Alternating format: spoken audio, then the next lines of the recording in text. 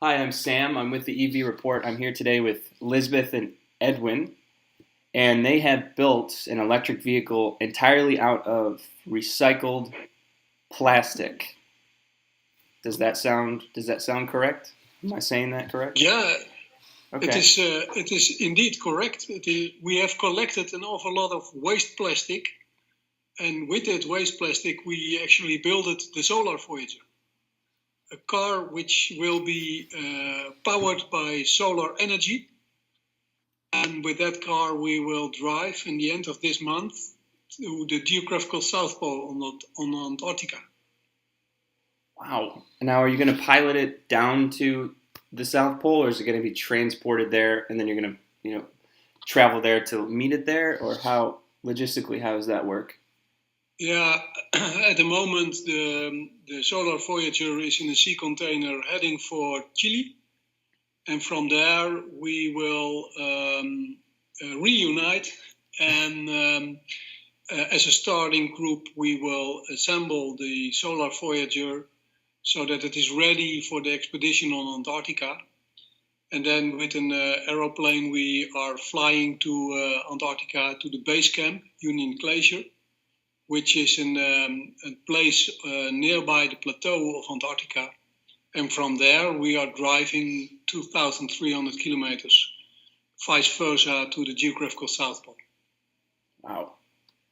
That is awesome. Do you have maybe some kind of representation of what it looks like? Maybe, a model or something that we could Yeah, so we could indeed. see? You We, do? we Okay. have a 3D printed model Oh, of the that's Solar awesome. Voyager. Okay. Can you hold that a What little you can bit? see is the truck.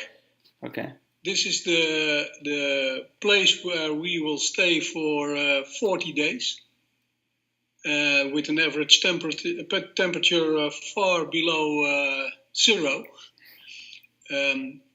approximately 30 degrees. And these are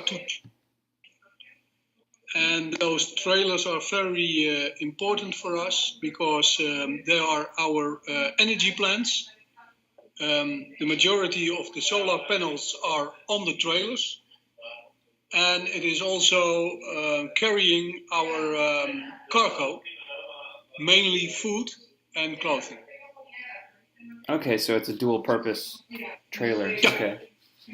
Very good. Well, there is another purpose also, because if we are in serious problems, if the Solar Voyager is not working properly anymore, then we can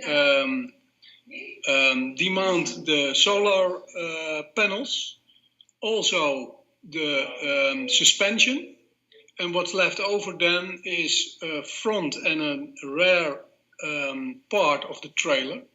Mhm. And if you combine them or connect them to each other, then you have a sledge.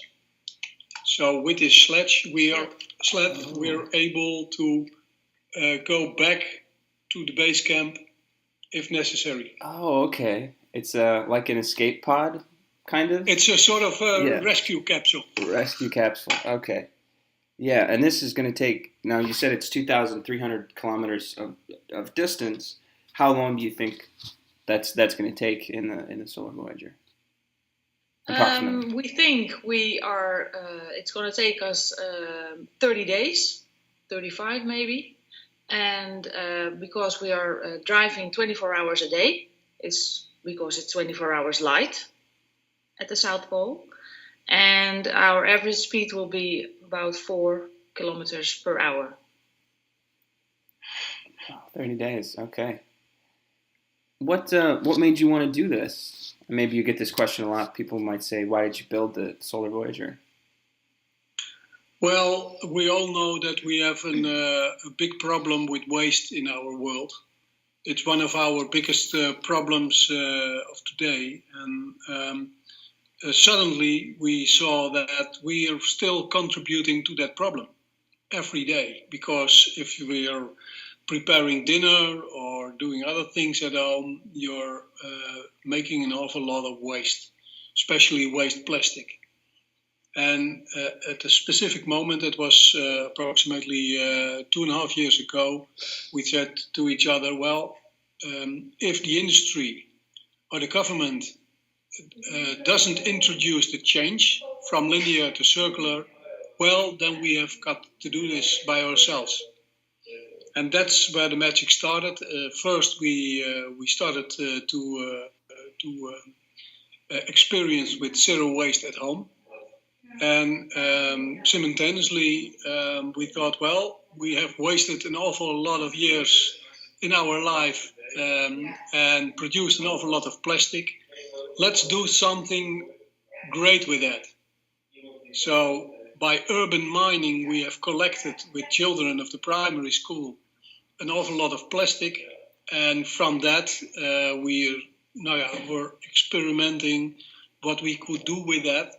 And to make a long story short, we succeeded to produce a filament, which is the raw material for 3D printers, and we printed the Solar Voyager.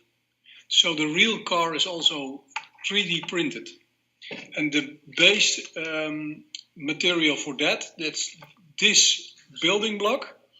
That's an hexagonal building block. It's in the core construction of the Solar Voyager. The whole module is built out of waste plastic and will give us the protection on Antarctica. Wow. And, well, why Antarctica? Well, it's quite simple. No gods, no story. You should do something outrageous to make the world move. Sure. And we thought, well, the most extreme continent of the world is Antarctica. We have actually 7 continents, 6 are ruled by men, and we make an awful lot of mess there. And Antarctica is dominated by nature, and it is actually zero waste. So that was the place to be, and to show the world that if you really want to make a change, all the techniques and technology is already available. You only have to change your behavior. And with this example, we hope to inspire others to do also something great instead of complaining that we are polluting the world and doesn't change our behavior. It makes a lot of sense to me. Yeah. You've collected the plastic and then printed it. Is there battery storage on the Solar Voyager? Do the panels, go to a battery pack, or does it go directly into the vehicle? No, it is. We're harvesting solar energy from the solar panels, charging batteries, but those batteries are always 100% full because they are only there to give us the security if we are in a blizzard, and we have to lower all the panels to avoid that we are drifting away with the high wind speeds. And during that blizzard, we need to communicate with the mission control center, and we also have to make our water, because that's the most important to stay alive. You need to have water. It is the driest continent, so you have to drink an awful lot of that, 6 liters in total per 24 hours per person. And you also have to eat an awful lot to stay warm. And we have freeze-dried food, which will be prepared with hot water. Wow, this is definitely an inspiration to me. After seeing the model and everything, it's awesome. Do you think, what is? And I ask this question a lot to people because I often think about it. But what is the future of transportation? All over the world. Do you think there's going to be a big shift to electric vehicles, or is it going to be a mix of electric and conventional gasoline? Well, that is expected.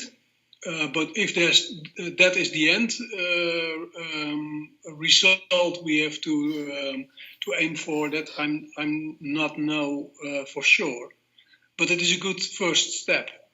And, that's the most important thing. Don't try to find the solution for sustainability, but make small steps forward so that we can learn. Maybe we will fail, maybe we have success. That doesn't. That's both is okay, because you're moving forwards, and it's very important that we are value the process instead of looking for the best end result. I see. It's a stepping stone towards a brighter, better future, cleaner future. Yeah, because the questions are so complex and the situation is so complex. It is too difficult to find the solution for those questions. So you have to experiment an awful lot. You have to embrace the uncomfortable in that situation, and see what the result will bring. And if it is okay, well, you are heading in a good direction. If you're failing, well, that's also marvelous, because you can learn an awful lot of that. And if you don't see it as a disappointment, but as a steep learning curve, then you can accelerate the change from linear to circular. And that's the most important thing. Don't wait for others. Do it by yourself and make small steps every day. Well, you've inspired me, absolutely, after just seeing everything. And thank you so much for taking the time to talk with me today. And I hope that I can follow your journey online somewhere. And I look forward to seeing what happens. Yeah, well, you can follow us online, because our website, www.cleantoantarctica.com, is giving you good updates and a good insight about our expedition and what we are doing. There's also social media with Facebook and Instagram. And, well, there is more than enough content available to inspire each other and, to make together small steps forward. That's the most important. So join us, and it's super cool to be part of this expedition. And if we join forces, then we can accelerate the change to the circular economy.